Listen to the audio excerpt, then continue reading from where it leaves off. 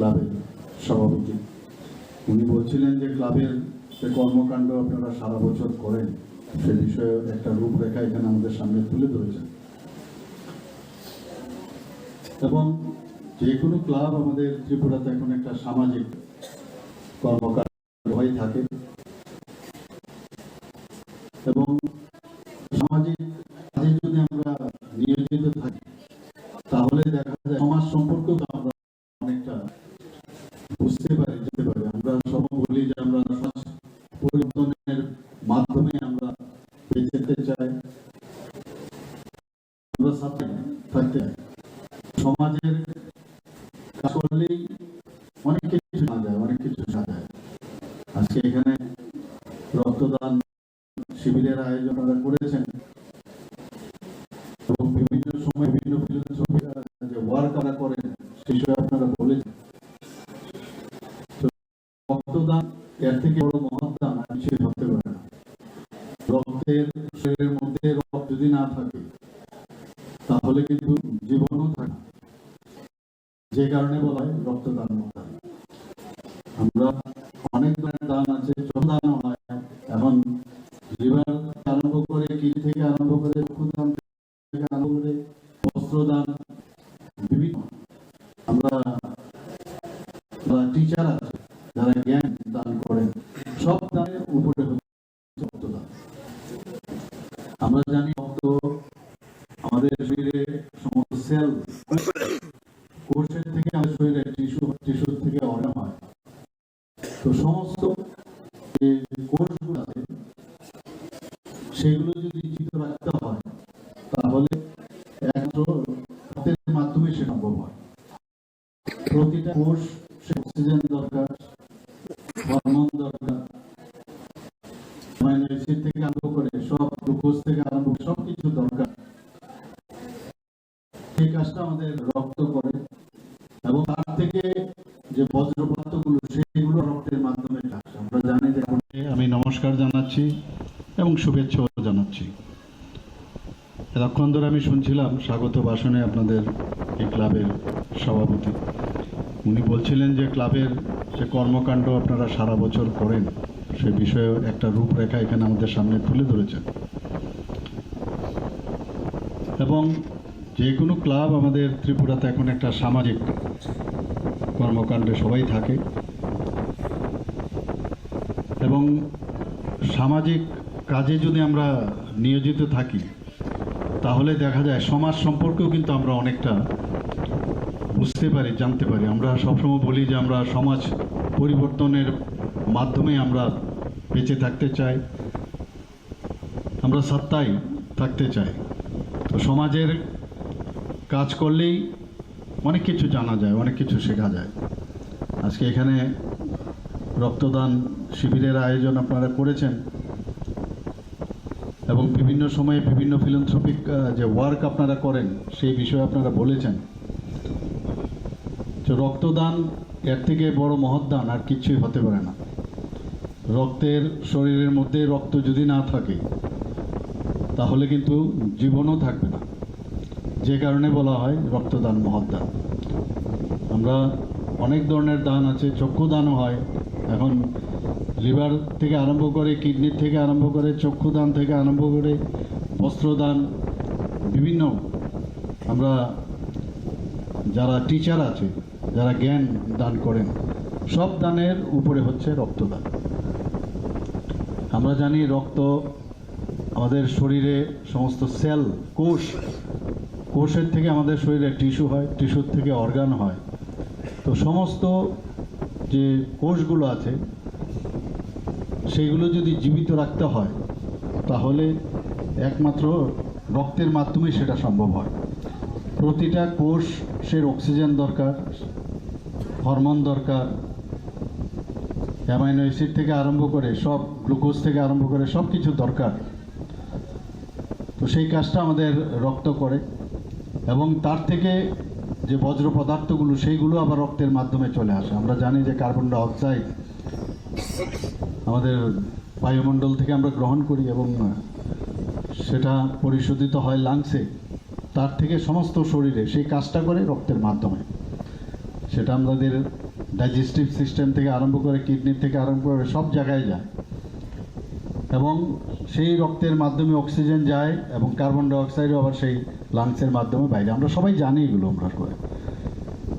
তাই শরীরে যদি রক্তের যদি স্বল্পতা দেখা যায়, মুমূর্ষু ব্যক্তির জন্য রক্তের মজুত রাখতে হয়। ত্রিপুরাতে ব্লাড ব্যাংক আমাদের 14টার মতো আছে, 12টা আমাদের সরকারি পর্যায়ে আছে আর 2টো প্রাইভেট আছে। এখন একজন রক্ত দিলে 4 জন লোককে বাঁচানো যায়। আমরা জানি যে রক্তে যেমন প্লাজমা আছে, হোয়াইট ব্লাড কর্পাসেল আছে, প্লেটলেটস আছে, রেড ব্লাড কর্পাসেল আছে।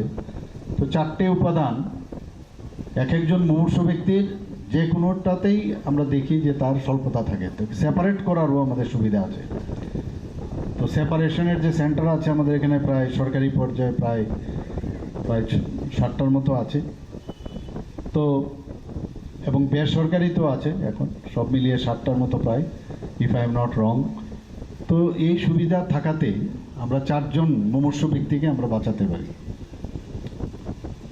আজকে অস্ত্রোপচারেই হোক, এনিমিয়াই হোক, বা ডেলিভারিতে যদি দেখা যায় সিজারিয়ান সেকশনে, বা দেখা যায় দুর্ঘটনাজনিত কারণে যদি রক্তক্ষরণ হয়, ইমিডিয়েটলি রক্তের প্রয়োজন। আমরা জানি এ, বি এবং এবি যুক্ত এবং ও 4টে গ্রুপ আমাদের আছে। তো সব ব্লাড সব মানুষকে দেওয়া যায় না, আবার পজিটিভ নেগেটিভও আছে, আরএস ফ্যাক্টর। তো যখন যে ব্যক্তির যে রক্ত সমস্যা সেই রক্তের দিতে হয়, নেগেটিভ ব্লাডের স্বল্পতা আমাদের একটা হিউম্যান বিইংয়ে প্রায় 15% নেগেটিভ ব্লাড থাকে, মানে হিউম্যান পপুলেশনে। তো সেটার স্বল্পতা থাকে। তো সব মিলিয়ে আমাদের ব্লাড ব্যাংকে আমাদের যদি রক্ত মজুদ থাকে, আমাদের জন্য সুবিধা হয়, ডাক্তারদের জন্য সুবিধা হয়, এবং যারা মুমূর্ষু ব্যক্তি তাদেরও সুবিধা হয়। সেই কারণে আমাদের এবার যে বিধানসভার ইলেকশন হলো, সেই কারণ ব্লাড ডোনেশন এটা একটা মানে সার্কেল ওয়েতে প্রতিনিয়ত এটা হয়ে থাকে। তো ওই ইলেকশনের কারণে কিছু স্বল্পতা আমাদের ব্লাড ব্যাংকে দেখা দিয়েছিল। তো আমি আহ্বান রেখেছিলাম, তো আপনাদের মতো যারা ক্লাব, সংঘ বা স্বেচ্ছাসেবী সংগঠন, স্কুল, কলেজ, বিভিন্ন জায়গার থেকে, ব্যবসায়ী থেকে আরম্ভ করে সবাই এ রক্তদানে এগিয়ে এসছেন। তাতে করে আমাদের যদি 40 লাখ আমাদের পপুলেশন বর্তমানে ত্রিপুরা হয়, তাহলে নিয়ম অনুসারে অ্যাটলিস্ট আমাদের 1% মজুদ থাকতে হবে, অর্থাৎ 40,000 ইউনিট আমাদের মজুদ থাকতে হবে। তো গত 22-23 যে বছর, সেখানে দেখা গেছে আমাদের 42,000 ইউনিটস আমাদের ব্লাড কালেকশন হয়েছে। তো সেইভাবে এখনও চলছে। আশা করি যে আগের 22-23 অর্থ বছরে বা যে বছরে আমাদের যে কালেকশন হয়েছিল, এবার 23-24 আরও বেশি বাড়বে। এবং আমি আজকে এখানে আসার পর আমাকে বলা হচ্ছিল যে এই দিকের রাস্তা, ওই দিকের রাস্তা প্রায় 2 কোটি, কোথাও 30 লক্ষ, 40 লক্ষ এরকম বলছিল যে এই এলাকার সমস্ত কাজগুলো আমাদের কিছুদিন আগে আমরা করেছি এগুলো। তো আমরা চাই সমস্ত জায়গায় আমরা যে ডেভেলপমেন্টের যে ওয়ার্ক, আমাদের মাননীয় প্রধানমন্ত্রীর যে সবসময় এই সরকারের উপর বিশ্বাস রাখতে হবে। আমরা কথাই নয়, কাজের মাধ্যমে আমরা আপনাদের সামনে আসতে চাই, এবং আমরা কাজ করিয়ে তবেই আমরা মানুষের কাছে যাই। 365 ডেজ আমরা কাজ করি, সকাল থেকে আরম্ভ হয় রাত্রে 12টা পর্যন্ত আমরা কাজই করি। তো আমাদের সরকার চাইছে যে পুরো সাধারণ মানুষের সাথে থেকে আমার সরকার, সেই ভাবনা চিন্তা রেখে আমরা কাজ করছি।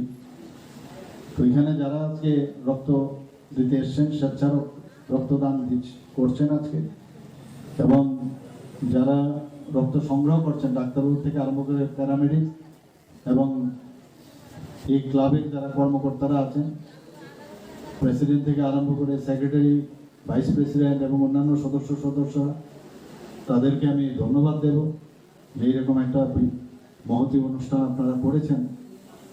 আর ক্লাবের দায়িত্ব কিন্তু একটা বিশাল। আমি নিজেও ক্লাব করেছি অনেক বছর ধরে, আগরতলার এক স্বনামধন্য ক্লাব, তার সাথে আমি বহুদিন সেক্রেটারি ছিলাম, পরবর্তী সময়ে প্রেসিডেন্টও ছিলাম। তো একটা ক্লাব একটা মিনি গভর্নমেন্টের মতো বলা যায়, বিভিন্ন সমস্যা নিয়ে আসে এবং একটা নিউট্রাল যে ভাবনা চিন্তা রেখে যদি ওই অত্র এলাকার অনেক সমস্যা নিয়ে মানুষ আসে, সেই যদি সমস্যা করা যায় মানুষের আস্থা কিন্তু পুরোবে এবং তাতে করে এই সমাজও ঠিক থাকবে, এলাকাও ঠিক থাকবে। আগে আমরা দেখতাম ক্লাব সংস্কৃতি, এক ক্লাব আরেক ক্লাবকে আক্রমণ করা। আর দুর্গাপূজা আসছে, আমি একটা কথাই বলবো যে যেন চাঁদার জুলুম না হয়। আমরা জানি বিষয়ে অনেকে পুজো আসছে একটা আনন্দের বিষয়, সেই নিরানন্দের যেন বিষয় না দাঁড়ায়। তো আজকে এখানে সবাইকে আমি আবার নমস্কার ও ধন্যবাদ জানিয়ে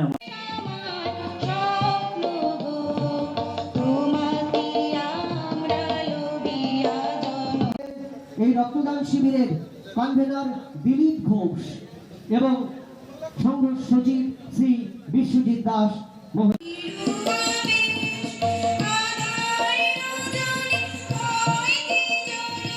আজকের এই রক্তদান শিবিরের উদ্বোধন করলেন রাজ্যের মাননীয় মুখ্যমন্ত্রী।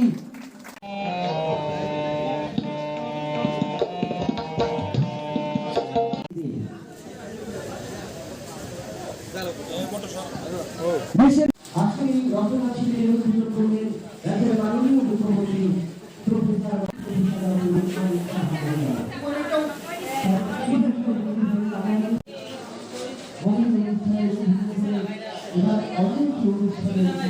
এখানে ডাক্তারদেরও আগে পোস্ট গ্রাজুয়েশন যারা স্পেশালিস্ট ডক্টর তাদের সংখ্যা খুবই কম ছিল, এখন প্রায় যে পড়ার যে সুযোগ পোস্ট গ্রাজুয়েশনে সেখানে 79 হয়ে গেছে, আগে অনেক কম ছিল ডাক্তারদের।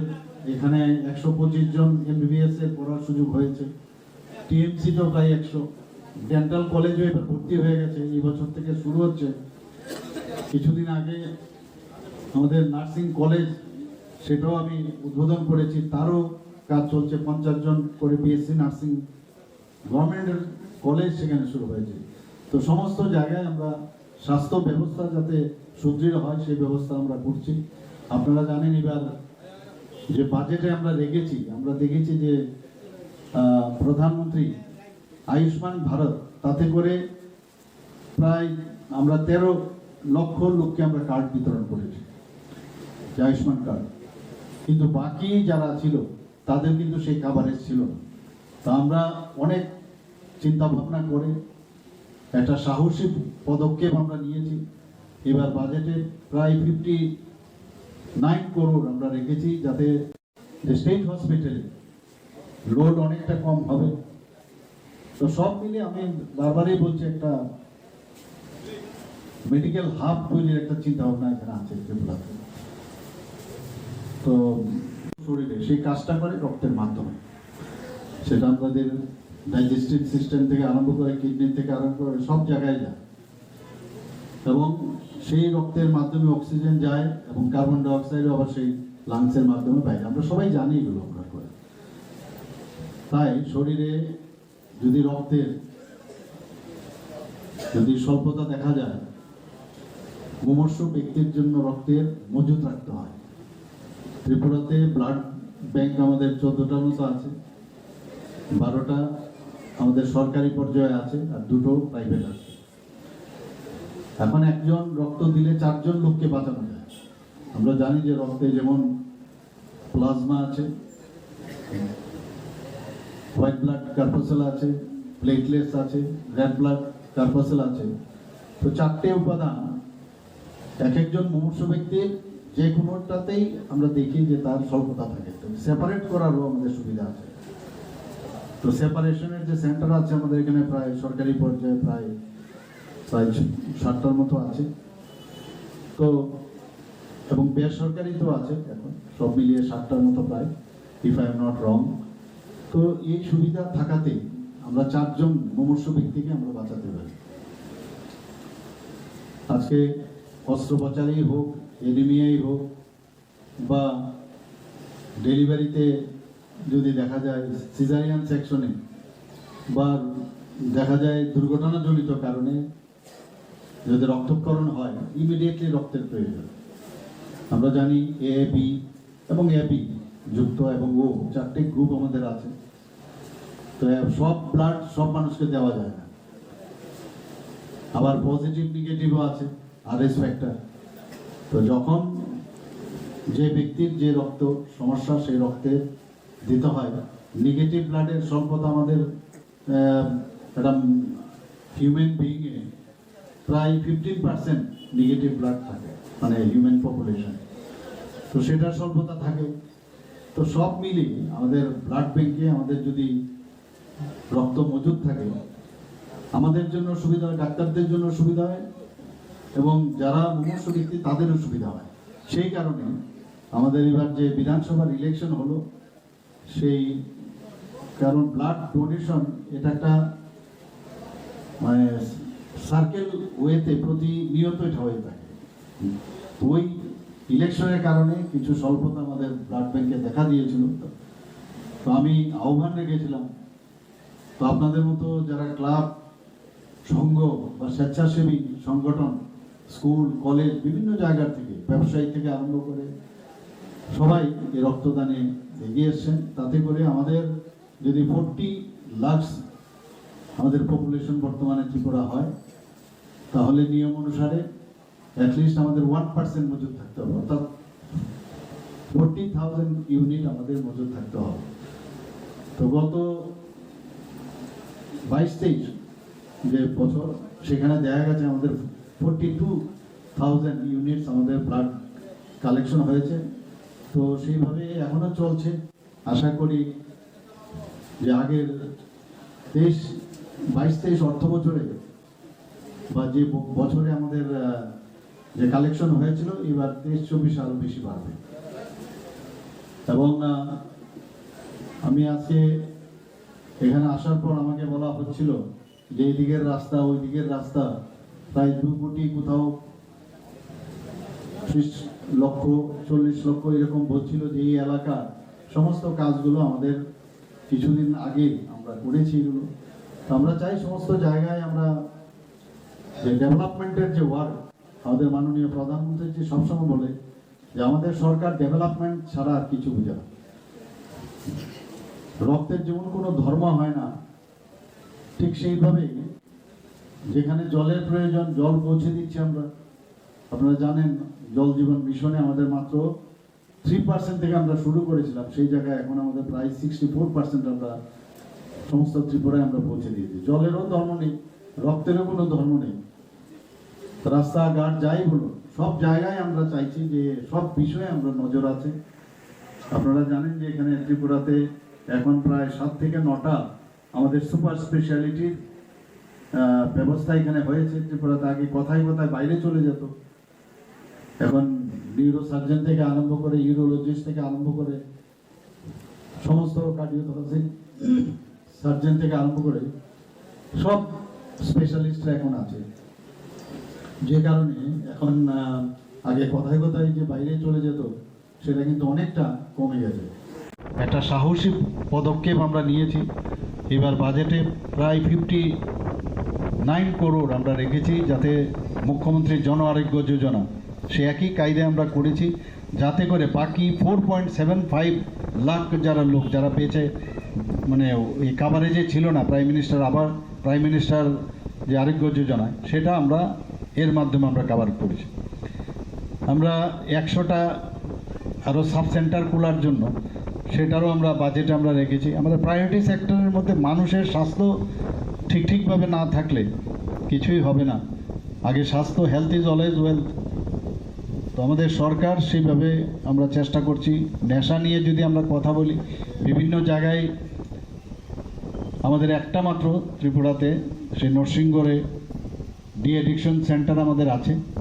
তো বহু জায়গার থেকে বলছে যে আমাদের ডি এডিকশন সেন্টার করা উচিত। তো 8টা ডিস্ট্রিক্টে আমরা 50 শয্যা বিশিষ্ট আমরা ডি এডিকশন সেন্টার আমরা এবার বাজেটে আমরা রেখেছি। তো বিভিন্ন যেসব ডিস্ট্রিক্ট হসপিটালগুলো যদি সমস্যা করা যায়, মানুষের আস্থা কিন্তু কুড়বে এবং তাতে করে এই সমাজও ঠিক থাকবে, এলাকাও ঠিক থাকবে। আগে আমরা দেখতাম ক্লাব সংস্কৃতি, এক ক্লাব আরেক ক্লাবকে আক্রমণ করা।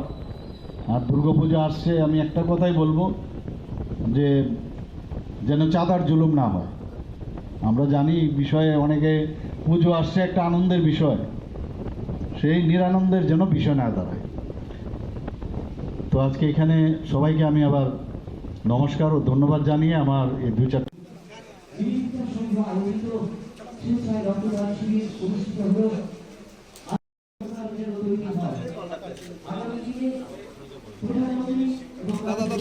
আমরা নিবেদিতা সংঘের পক্ষ থেকে আয়োজন করেছি স্বেচ্ছায় রক্তদান শিবিরে। এবার এই রক্তদান কনভেনর দিলীপ ঘোষ এবং সংঘ সচিব শ্রী